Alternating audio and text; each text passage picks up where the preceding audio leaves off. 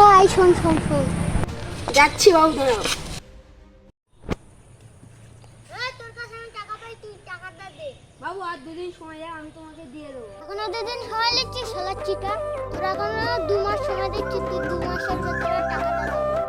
ঠিক আছে বাবু, আমি 2 মাস পরে দিয়ে যাবো, ঠিক আছে? এখন তাহলে আসি।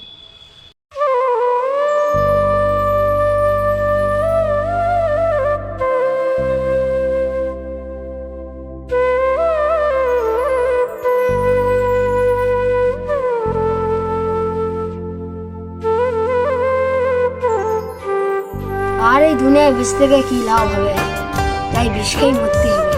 চিন্তা বিষ কেউ না, দাঁড়াও দাঁড়াও দাঁড়াও।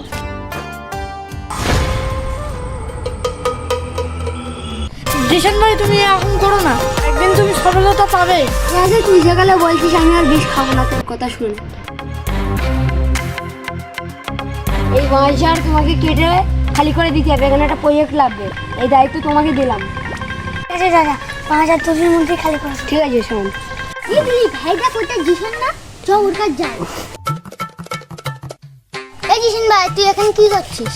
আমি এই বাঁশঝাড় খালি করে এখানে একটা প্রজেক্ট লাগাবো, বুঝলি?